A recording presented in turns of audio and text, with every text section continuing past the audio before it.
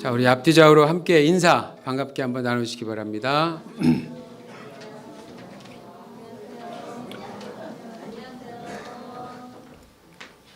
요즘에 그 독감에 걸려서 특히 이제 어린아이들이 그렇게 많이 걸렸더라고요. 그래서 이제 일부 예배 때도 많은 어린 아이들이 못 오는 또 그런 일들이 있었는데, 하여튼 감기 조심하십시오.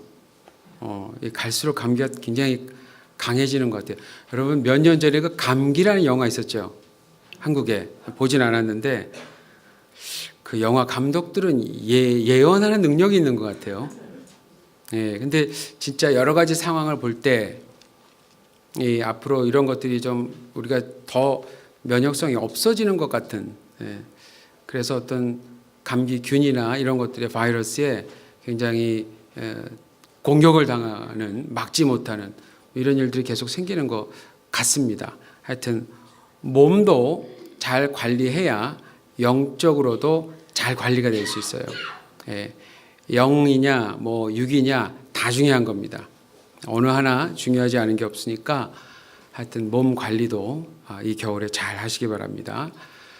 사도들과 7인이라는 제목으로 오늘 말씀을 증거합니다. 지금까지 저희가 계속해서 반복해서 6장 1절에서 7절을 보고 있는데, 오늘까지 1절에서부터 7장을 보면서 말씀을 증거하도록 하겠습니다. 이 사도행전 6장 1절에서 7절을 이제 계속 구체적으로 우리가 보고 있는데요. 보면서 또다시 이제 인식하는 것, 또다시 배우는 것이 한 가지 있습니다. 뭐냐면, 어떤 문제가 생기면요, 그 문제에 대한 원인을 명확히 파악할 때, 그때 비로소 제대로 해결할 수 있다라고 하는 점입니다. 원인 규명하는 일, 모든 것에. 사도들이 예루살렘 교회에 생긴 차별의 문제를 보면서 그게 단순히 어떤 성향이나 문화가 다른 사람들끼리의 이게 충돌 문제가 아니다 하는 것을 파악했어요. 그 문제의 본질은 뭐였냐면, 그러한 충돌이 생길 수밖에 없는 상황이었습니다. 상황. 아무리 중요하고 소중하고 애착이 가는 사역이라 할지라도 12명의 사도들로는 모든 일을, 예루살렘 교회의 모든 일을 다 처리할 수가 없었습니다. 이미 예측하기로는 이미 2만 명 이상이 넘은 그러한 상황에서 단 12명의 지도력으로 사도들이 12명의 사도들이 12명의 그 지도력으로 모든 일을 다 감당한다라고 하는 것은 애당초 무리였어요. 애당초 무리였어요. 그래서 사도들이 약간의 어려움을 겪고 직접 어떠한 제안을 하죠. 자, 그런 면에서 본다면 사실 어떠한 문제였던지 간에요, 많은 경우 위기는 새로운 대안을 생각하고 얻을 수 있는 기회가 되는 겁니다. 이건 개인에게도 마찬가지고 공동체에게도 마찬가지예요. 예루살렘 교회 내에서의 멤버들 간의 갈등 문제는 사실 새로운 리더 그룹을 탄생하게 하는 데 결정적인 역할을 했다고 볼 수 있어요. 그 일로 인해서 사도들은 자신들의 우선순위인 기도하는 일과 말씀 사역에 전념할 수 있게 됐고요. 그로 인해서 예루살렘 교회는 예수님으로부터의 모든 어떤 영적 흐름이 끊이지 않고 계속해서 이어질 수 있게 된 겁니다. 이것이 가장 큰 것이죠. 여러분, 교회가 해야 하는 일에 있어서 타협할 수 없는 본질이 있습니다. 교회가 이 세상에서 해야 할 역할은 예수 그리스도께서 하셨던 모든 생명의 말씀을 전하는 것, 그 다음에 그리스도께서 그분께서 보여주셨던 삶의 모습, 어떻게 살아야 하는가 하는 것까지도 보여주는 겁니다. 이 세상을 창조하신 창조주를 무시하고 살아가는 이 세상에 하나님의 아들이 직접 인간으로 오셨잖아요. 즉, 이 세상이 볼 수 있는 모습으로 오신 거예요. 오셔서 무엇이 진실인지, 이 세상에서 일어나는 일에 대해서, 이 세상에 대해서 무엇이 진실인지를 상세히 알려주시고 보여주시고 증명하셨던 겁니다. 그런 것처럼 지금 교회도 여전히 무지 속에서 살아가고 있는 모든 사람들에게 이 세상에 대한 진실을 알려야 하는 책임과 임무가 있는 것입니다. 그런 점을 생각해 볼 때 예수님께서 전해주신 모든 말씀을 정확히 전해줄 수 있었던 사도들의 역할이 어떤 면으로도 방해가 되었었더라면 과연 지금 우리는 온전한 성경을 가질 수 있었을까 하는 생각을 다시 한번 해보게 됩니다. 자, 어찌됐든지 간에 지금 이 본문에서는 너무나도 중요한 결정이 내려진 가운데 중요한 역할을 해야만 했던 사도들을 돕는 새로운 지도자 그룹이 탄생했습니다. 자, 5절을 보니까 사도들의 제안대로 믿음과 성령과 지혜가 충만한 7명을 예루살렘 교회 모든 멤버들이 선출했습니다.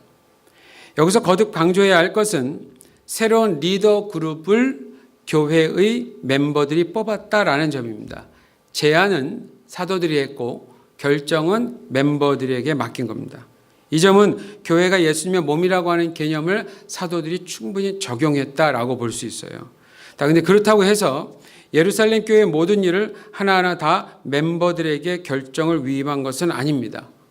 여러분 한번 생각해 보십시오. 오늘 우리 또 만나 팀들이 또 식사 준비를 어제부터 해주시고 그래서 이제 식사가 있는데 만약에 그 점심 메뉴를 결정을 하기 위해서 매주 제가 오늘 오후에 임시총회가 있겠습니다. 왜? 다음 주 점심 메뉴를 결정하기 위해서. 사실 밥 문제가 민감하잖아요. 하나로 통일하지만 누구는 좋아하고 누구는 안 좋아할 수도 있으니까. 그럼 다수결로 결정합시다. 뭐 이러면서 한다고 생각해 보세요. 그게 얼마나 비효율적이겠어요. 얼마나.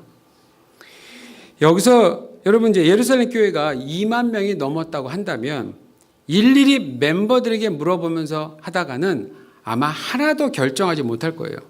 그래서 여기서 말하려고 하는 게 뭐냐면 교회의 운영에 있어서 너무나도 중요한 것들 있을 수 있죠. 그것들은 멤버들과 함께 의논하고 결정했다. 또 그렇게 해야 한다라고 하는 점입니다. 운영 리더십에 있어서 한계를 인정한 사도들이잖아요. 우리들이 이 정도는 안 되겠구나 하는 게 있었잖아요. 그래서 이번에는 중요한 일에 중요한 결정을 교회 멤버들에게 사도들이 맡긴 겁니다. 분명히 오늘날에도 모든 교회에서는 소수의 지도자들이 아니라 교회를 이루는 모든 멤버들의 의견과 결정이 필요한 때가 분명히 있습니다. 그런데 여기서 한 가지 더 생각해 봐야 될 게 있어요. 자, 여기서 그럼 멤버란 도대체 누구인가라는 겁니다. 멤버란 도대체 누구인가? 멤버. 여러분 교회는 아무나 올 수 있는 모임 맞습니다. 누구나 오실 수 있습니다. 누구나 데려오십시오. 그러나 한 교회의 멤버가 되기 위해서는 절차가 필요해요. 절차가. 가장 기본적으로 뭐가 필요하냐? 그 교회가 어떠한 성격을 지닌 공동체인가 하는 것에 대해 정확히 이해하고 동의해야 합니다. 동의해요. 그래서 이제 저희 교회도 처음 오시는 분들이나 혹은 우리 교회로 오신 분들에게 가장 먼저 우리 교회를 알려드리는 그런 어떤 성역 공부를 하잖아요. 그때 맨 마지막 시간에는 사인하는 부분이 있어요. 제가 말씀드릴 걸 다 말씀드리고, 자, 이러한 교회입니다. 자, 여기에 헌신하시겠습니까? 그게 이제 멤버 조건으로 하는 겁니다. 헌신하시겠습니까? 내가 헌신하는 만큼 잘하기 때문에 사람은 잘하기 때문에 이 교회에서 정말 하나의 멤버로서 지체로서 헌신하겠습니까? 라는 이제 사인을 하는 그런 부분들이 있습니다. 그런 것처럼 교회가 뭔가 하는 것, 이 교회는 어떤 교회인가 하는 것을 명확히 이해하고 동의가 되어야 합니다. 자, 그리고 또한 교회의 멤버로서 일종의 소속감을 갖기 위해서는 자신이 왜 이 교회의 멤버가 되었는가에 대한 확신도 가지고 있어야 됩니다. 이 부분이 상당히 중요한데요.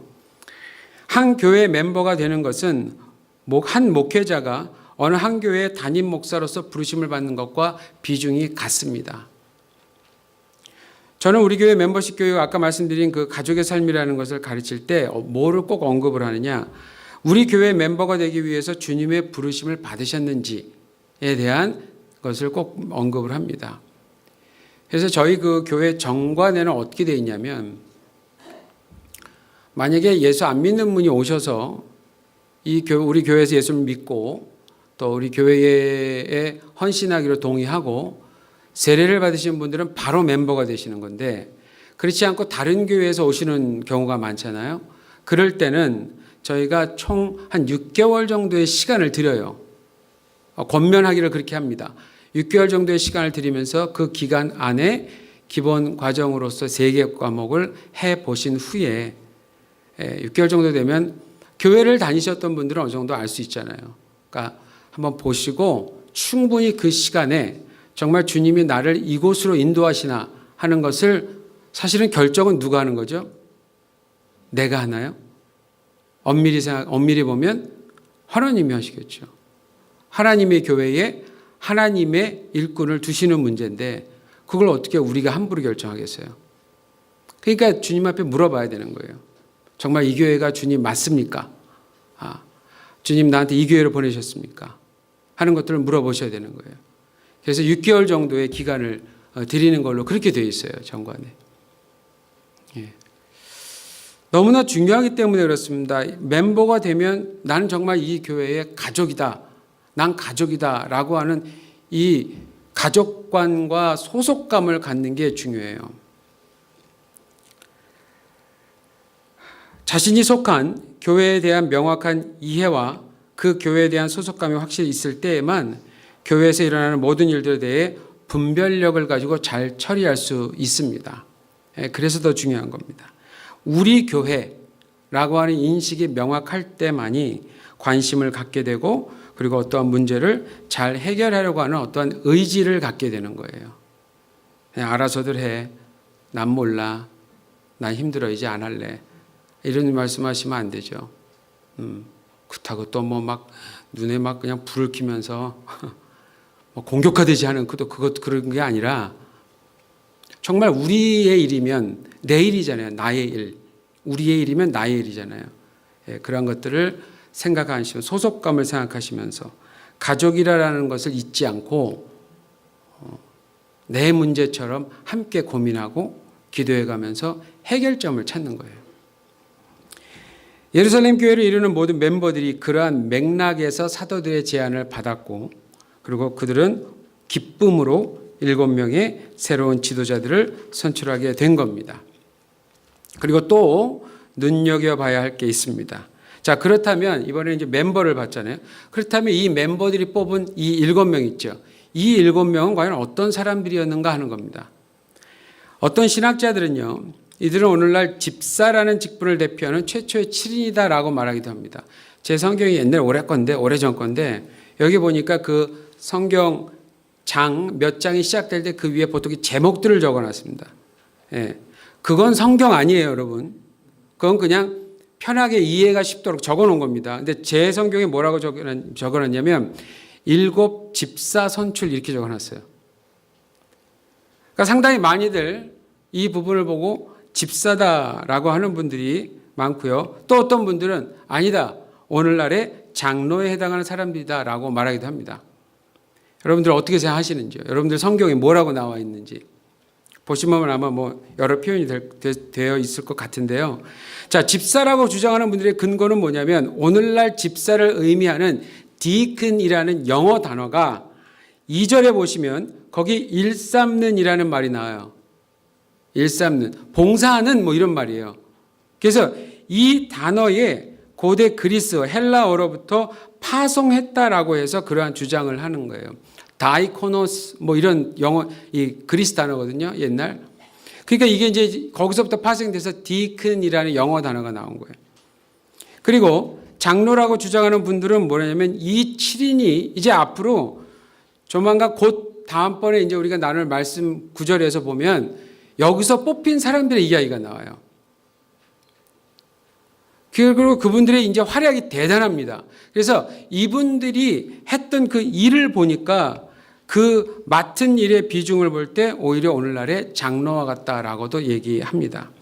저는 개인적으로 예전에 이 말씀을 나눈 적이 있는데 이 7인의 역할의 비중에 있어서는 집사보다는 장로에 더 가깝다고 저는 그렇게 생각을 합니다. 그런데 여기서 더 중요한 건요. 여기서 이 본문에서 더 중요한 건 집사냐 장로냐 하는 문제가 이 구절에서 그리 중요하지 않다라는 겁니다. 성경을 해석하는 원칙 중 하나 뭐냐면 하나의 구절 앞뒤 구절들을 계속 보면서 어떠한 내용 혹은 어떠한 사건의 흐름 가운데 이 구절이 있는가 이걸 파악하는 거예요. 그냥 그 구절 하나만 딱 보고 해석이 가능한 성경 구절은 우리 성경책에는 하나도 없어요. 이걸 기억하셔야 됩니다. 시편도 마찬가지고요. 잠언도 마찬가지예요. 괜히 어떤 분이 장으로 편하게 이렇게 나눠준 게 아니에요. 이게 다 개념적으로 다 열심히 연구해서 나눠놓은 거예요. 그러니까 반드시 가장 기본적으로 어떤 구조를 이해하고 싶으시면 그 앞에 무슨 내용이 있지를 보셔야 되고 그 다음에 또 어떻게 이어지지 이거를 이해를 하셔야 돼요. 그게 원칙입니다. 원칙. 그래서 어떠한 내용, 어떠한 흐름 가운데 그 구절이 있었는가. 근데 이 구절은 특히 2절은 장로나 집사라는 직분을 말하려고 쓰여지지 않았다라는 겁니다. 단지 예루살렘 교회에 일어난 심각한 문제를 속히 해결하기 위해서 사도들이 제안한 내용 가운데 나온 말이었어요. 그렇기 때문에 이 본문에서는 장로나 집사라고 하는 직분을 생각하기보다는 단지 새로운 지도자 그룹이 생겼다라고 말하면 되는 겁니다.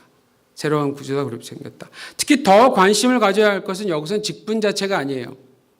그럼 뭐냐면 6절에 나와 있는 예루살렘 교회 멤버들에 의해 선출된 7명의 이름이에요. 이름. 이 이름들이 갖는 공통점이 있어요. 모두가 다 고대 그리스식 이름이라는 거예요. 유대인식이 아니라. 그리고 가장 마지막에 언급된 니골라가 있죠. 이 사람은 원래 유대인도 아니었어요. 디아스포라 유대인도 아니었어요. 이방인 출신. 근데 그 당시에 유대교에서도 이방인이라 할지라도 내가 유대교를 갖겠다고 한다고 회심한 사람은 유대교로 입교할 수 있는 자격을 줬어요. 근데 니골라가 바로 그러한 이유였습니다. 니골라가. 근데 지금은 그가 유대인에서 예수님의 제자가 된 거예요. 이방인에서 유대인으로, 유대인에서 지금은 예수님의 제자로 된 겁니다. 자, 그렇다면 이 질문은 이거예요. 이 7명은 모두 디아스포라 유대인 출신이었을까요?가 질문입니다. 사실 당시 예루살렘에서 살고 있었던 유대인들이라 할지라도 이름은 그리스식으로 바꾼 사람들이 많았다고 그래요. 근데 사도행전의 저자인 누가가 굳이 이 이름들을 열거한 이유와 처음부터 문제의 배경에 헬라파 유대인 출신 멤버들이 차별을 받았던 점과 관련하여서 볼 때 대부분 디아스포라 유대인 출신의 멤버들이었다라고 보는 것이 맞습니다. 그리고 아까 말씀드린 것처럼 7인의 이름 전부가 그리스식인 것을 볼 때 더욱더 그렇습니다. 자, 그렇다면 이 일 또한 아주 획기적인 일이 되는 거예요, 여러분. 획기적인 일. 왜냐하면 그동안은 주로 유대 본토 출신의 멤버들이 리드를 해왔어요. 대표적으로 사도들이었고. 그렇죠? 그들이 했지만 이제부터는 디아스포라 유대인 출신의 멤버들도 리더로서 사역을 할 수 있게 된 겁니다. 두 유대인들의 유대인이라는 건 유대인 출신들인 건 공통점이지만 이 사람들이 문화가 조금씩 다릅니다. 어디서 살았는지가 달랐기 때문에.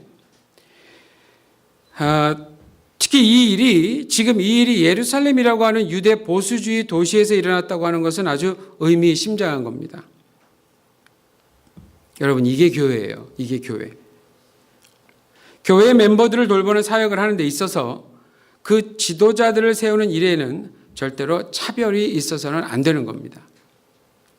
가장 기본적인 조건인 믿음과 성령과 지혜가 충만한, 그래서 사람들에게 평판이 좋은 사람이라면 어디 출신이라고 하는 것을 상관하지 말고 뽑아야 하는 겁니다. 그러니까 더 중요한 조건이 있다라는 얘기죠. 그런 의미에서 예루살렘 교회 멤버들은 너무나도 훌륭한 결정을 했어요. 이분들이. 예루살렘 교회 자체가 유대 본토 출신 사람들에 의해서 출발했고요. 사실 본토 출신 멤버들이 더 많았을 텐데도 그동안 헬라파 유대인 출신 과부들이 정당하지 못한 대우를 받은 것에 대해서 조금이라도 뉘우치는 모습을 바로 이러한 결과로 보여준 겁니다. 더 이상 그들에게 똑같은 일이 반복되지 않도록 하기 위해서 그들을 잘 아는 디아스포라 유대인 출신의 멤버 가운데 디아스포라 유대인 출신 멤버 가운데 7명을 리더로 세운 거예요. 여러분, 서로 사랑하고 도와주려고 하는 마음이 없었다면 과연 이런 결과가 나왔을까요? 과연 이런 결과가 나왔을까? 그러니까 유대 본토 출신 멤버들 입장에서는요, 참 큰 배려를 해준 겁니다. 이게 교회입니다. 이게 교회예요. 서로 배려해주는 마음. 인간적인 계산이 아니고요. 그리스도 중심의 기준, 그리스도 중심의 기준을 가지고 서로의 유익을 위해 잘 살아보겠다라고 하는 의지를 가진 자들이 모여서 그러한 방향으로 교회가 나아갈 수 있도록 모든 면에서 실질적인 대안을 실행하는 공동체, 그 공동체가 바로 교회다라고 하는 겁니다. 지금 이러한 모습을 예루살렘 교회가 다시 회복을 한 거죠. 자, 6절을 보십시오. 선출된 7인을 사도들이 멤버들 앞에 세워 먼저 기도를 드린 후에 그들에게 안수하는 장면이 나오죠. 예. 여기서 안수, 그냥 손을 얹었다라는 표현이 아니라 우리 한국 성경은 대부분 안수라는 말로 나왔을 거예요. 여러분, 안수하면 어떠한 이미지가 생각나십니까? 부흥사 목사님이 오셔서 마지막 날에는 안수하는 시간이 있습니다. 빠지지 말고 오십시오라 그러면 첫째 날, 둘째 날 안 나온 분들은 또 그 얘기를 전달받고 3일째는 꽉 차요. 제가 처음 교회 다닐 때 그런 이 광고를 들으면 정말 그렇게 그런 멘트를 하셨는데 그러면 이제 진짜 무슨 일이 일어날 줄 알았어요. 내심 기대를 얼마나 많이 했는지 몰라요.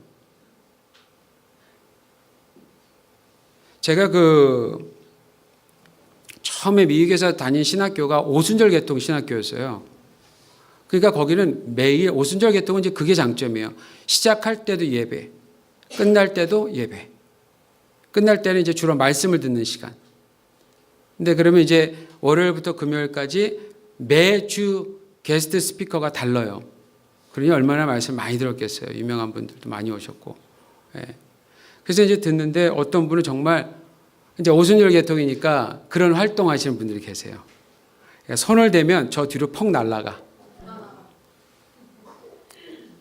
근데 이게 진짜 있을 수 있어요, 여러분. 그런 게 있을 때, 나 그거 부인하는 거 아니에요. 근데 한 가지 조금 이상한 걸 봤어요. 늘 그런 애들만 그래. 그건 또 뭘까? 아직도 내가 답을 못 얻었어요. 신비한 체험을 저도 좀 해봤어요. 그건 정말 부인할 수 없겠더라고요. 뭘로도 설명이 안 돼요. 이건 하나님의 역사다라고밖에는 설명이 안 되는 그런 체험도 사실은 필요해요. 사실은. 근데 이게 안수라고 하는 이 느낌이, 이 인식이, 개념이 좀 이렇게 어떤 느낌을 받냐면 이미지가 목사님들이 갖고 계시는 어떤 굉장히 큰 능력을 통해서 뭔가를 하는 어떤 그 느낌? 치유를 해야 되고, 누굴 고쳐야 되고요.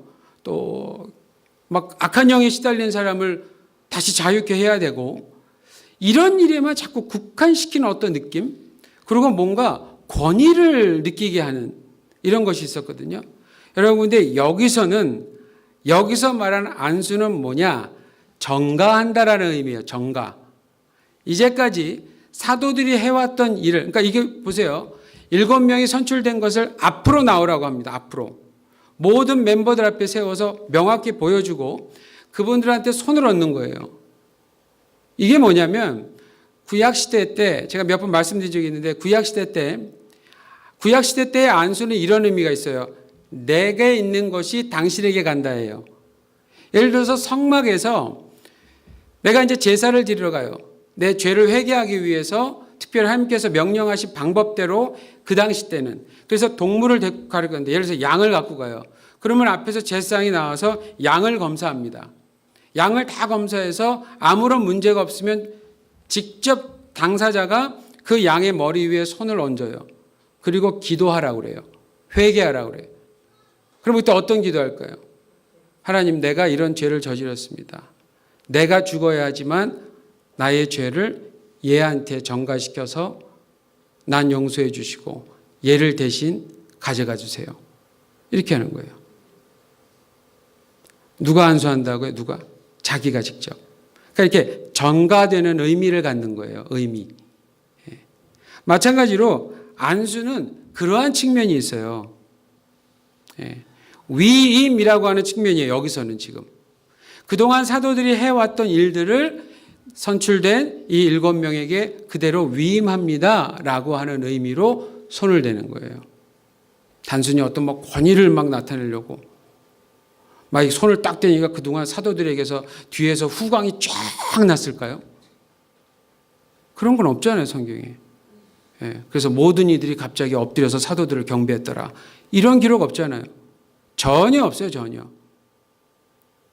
그런 의미가 아니니까. 위임입니다. 이 위임이 굉장히 중요한 겁니다, 지금. 그 일에 대해서는 사도들이 간섭하지 않겠다라는 의미도 사실은 포함되는 거예요. 완전히 우리가 했던 일을 너희들에게 다 맡긴다. 이제부터 이것은 당신들이 해 주십시오. 라고 하는 그런 표현입니다. 자, 그렇게 해서 공식적으로 일꾼을 세우는 모든 절차를 잘 마쳤어요. 이제 마지막으로 7절을 보십시오. 자, 7절 어떻게 시작됩니까? 보시면 하나님의 말씀이 왕성하여 이렇게 시작되죠. 자, 그러면 그 결과가 어떻게 나옵니까? 결과가 예루살렘에 있는 제자의 수가 더 심히 많아지고 이렇게 나와요. 여러분 6장 1절에도 어떻게 나옵니까? 그때 제자가 더 많아졌는데 이렇게 나오죠. 그죠? 그런데 여기 지금 어려움과 해결책을 거치고 나서 7절을 딱 보니까 예루살렘에 있는 제자의 수가 더 심히 많아지고 해요. 훨씬 더 많아진 거예요, 이게 지금. 제자의 수가 또다시 불어나기 시작하는 부흥이 기록되어 있는 건데, 근데 여기서 놓치지 말아야 할 점이 있습니다. 뭐냐면 그 부흥의 원인이 먼저 언급됐다고 하는 사실입니다. 이 부흥의 원인이 뭔가요? 하나님의 말씀이 왕성하여예요.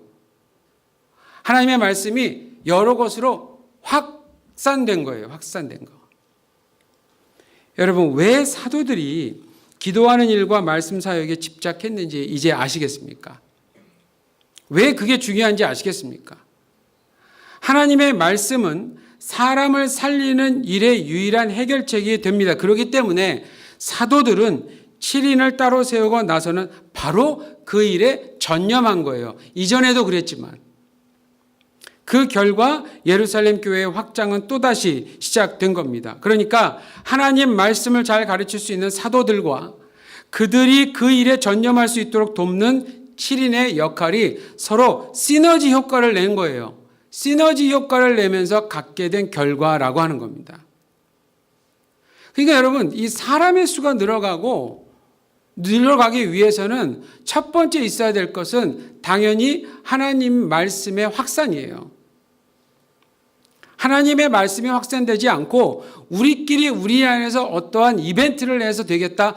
이벤트를 하는 것을 막는 건 아닌데 이벤트 자체가 부흥의 목적이 될 수가 없다라는 거예요.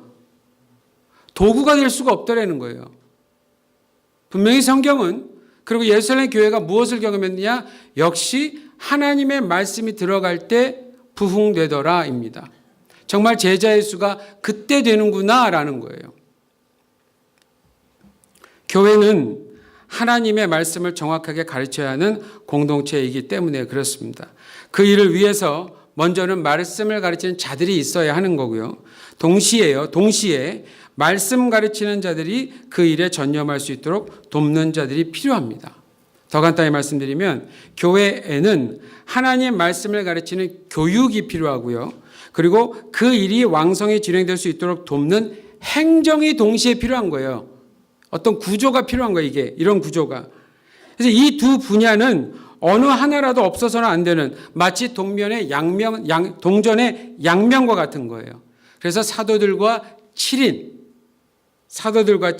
오늘날로 말하면 하나님의 말씀을 전문적으로 가르쳐야 하는 부르심을 받은 자들과 하나님 말씀이 교회를 통해 점점 왕성해 갈 수 있도록 구조적으로 그리고 효율적으로 도와야 하는 믿음과 성령과 지혜가 충만한 또 다른 리더들을 의미하는 거예요, 지금. 누가 더 위냐 아래라는 걸 얘기하는 게 아니라는 거예요. 그게 아니라 누군가가 더 필요하다라고 하는 얘기예요, 이게 지금. 사도들의 입장에서. 아, 우리만 있어서 안 되겠구나. 그래, 누군가 더 필요하다. 여러분, 오늘 생명의 말씀 9절에서 예수님을 따라가는 제자들이 항상 공생의 사역 동안에 갑자기 사도 요한이죠. 요한이 예수님께 막 왔어요. 오더니 예수님을 붙잡고 예수님 큰일 났습니다. 왜 그러냐 그랬더니 아니 우리를 쫓아오지 않는 어떤 놈이 예수님의 이름으로 큰 기적을 행하고 있더라는 거예요. 그래갖고 자기가 가갖고 하지 말라고 그랬대요. 아니 지가 뭔데. 그거 자기가 말렸다는 거예요. 그랬더니 그 다음 어떻게 됐을 것 같아요? 예수님이 아이고 내 새끼 잘했다 이랬을 것 같아요? 아니에요. 말리지 말라. 말리지 말라고. 우리 팀이 아니래도 자기신의 이름으로 해서 그러한 어떤 결과가 정확하게 나온다면 그도 곧 우리와 같은 사람들인 거예요. 같은 사람들. 하나님 나라 백성인 거예요. 이런 것들. 나는 예수님을 쫓아가니까 더 높고, 저는 예수님을 쫓지 않는 애는 나는 근데 그 전에 이 사람들이 아무리 예수님을 쫓았는데 그 전에 무슨 일이 있었냐면 그 바로 전에 무슨 일이 있었습니까? 제자들이 예수님이 잠깐 자리를 비운 사이에 귀신 들렸던 자녀를 고쳐달라고 데려왔는데 기도를 해도 안 낫는 거예요. 안 낫어요. 악한 영이 떠나가질 않는 거예요. 그래서 예수님한테 혼났어요. 그러니까 결국 예수님을 쫓아다니긴 하는데 근데 예수님이 그때 뭐라고 얘기하냐면 기도하지 않아서 그런 거다 이렇게 얘기하신 거거든요. 예수님만 쫓아다녔지 기도를 안 했어요. 이 사람들은. 근데 예수님을 쫓아가지 않았어도 신실하게 믿고 믿음으로 예수님의 이름으로 어떠한 일을 했을 때 거기서 어떤 역사가 나타나는 거. 같은 예수님 곁에 있었다 예수님 곁에 없었다의 차이인데 예수님을 믿은 건 맞는데 오직 자기가 예수님 옆에 있다고 어떤 우위를 두르려고 하는 그러한 어떤 인간적인 생각을 가진 거예요. 요한이. 그러니까 혼이 많이 났어요. 요한이. 오늘 본문을 보시면. 이게 우리가 그리는 그림이에요. 보통은. 직분이 되면 높아질 거라고 생각하는데 여러분 예수님 중심의 기준은 뭡니까?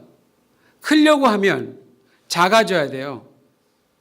섬기는 자가 크다라고 한 거예요. 섬기는 자가 크다. 이게 하나님 나라의 법이에요. 그러니까 우리 교회에 지금 이렇게 어떤 중직을 맡으신 분들은 어떻게 해야 됩니까? 저처럼 이마에 주름이 많이 생겨나야 돼요. 남들 고민 안 하는 거 다 고민해 주셔야 돼요. 남들 아플 때 다 쫓아다니셔야 돼요. 필요하면 가서 예수 이름으로 능력도 행하셔야 돼요. 담임 목사 잘 못하니까. 안 웃으시네. 다 못하니까 지금 안 하는 거야. 진짜로 기하셔야 돼요. 부지런히 찾아다니면서 기도해주고 중직들은 그렇게 하셔야 돼요. 안 하고 있어서 제가 이렇게 흥분하는 게 아니라 하고 계세요. 오해하지 마세요. 진짜 그래야 돼요. 또 머지않아 또 누군가는 젊은 우리 청년들도 이제 나이가 들면 또 중직도 되고 다 할 수 있을 거 아니에요. 그러면 그것도 직분을 가져서 이렇게 목을 세우는 사람 나가다 이렇게 툭 칠 거야 가다가. 더 수그러서 더 무릎을 꿇고 제가 요한복음을 설교하면서 정말 감동적인 장면 중에 하나는 십자가도 감동적인 장면이지만 그 전에 저한테 진짜 설교를 준비하면서 한숨을 푹푹 쉬었을 때가 한 번 있었어요. 그게 뭐냐? 예수님이 발 닦아주셨을 때. 유대사회에서 누군가 발 닦아주느라는 건 종이라는 종. 그건 유일하게 노예만 할 수 있는 일이에요. 그러니까 베드로가 말렸잖아요. 베드로가. 이러시면 안 됩니다 라고 한 이유가 있어요. 우리의 주인데 왜 내가 닦아드려야지 날 닦아줍니까? 그랬더니 예수님이 여러분들 발을 닦아줄 때 어떻게 해야 되냐면 기본적으로 무릎을 꿇어야 돼요. 장면을 생각해 보세요. 하나님이신 예수님이 인간을 창조하신 예수님이 인간 앞에서 섬김이라는 거 사랑이라는 걸 가르쳐 주시겠다고 그래서 손수 어떻게 하셨냐? 무릎을 꿇었다니까요.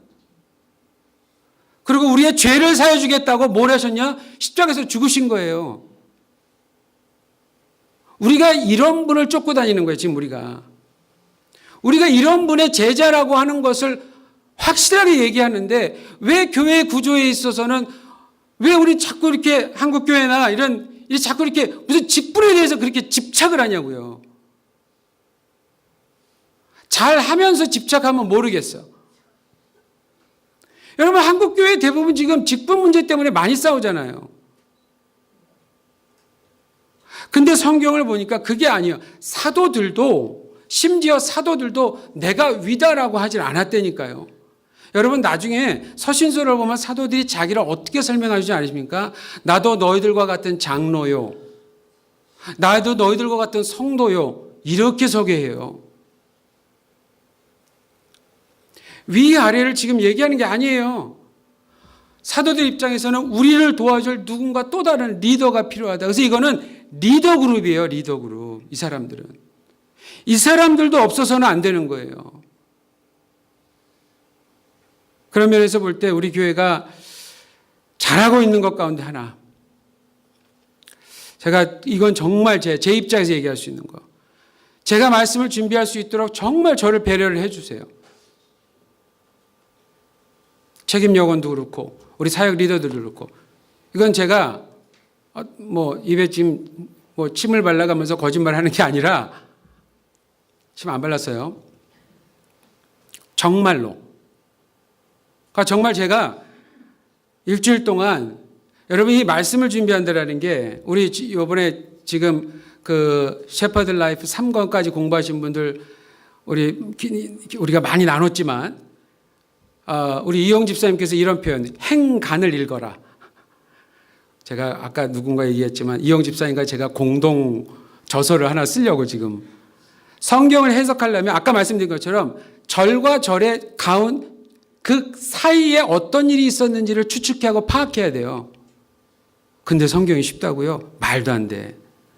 공부 하나도 안 하고 성경을 보면 이해간다고? 말도 안 돼. 문자적으로 이해갈지 모르지만 의도를 모르는데 어떻게 그게 이해가요? 말도 안 되는 거지.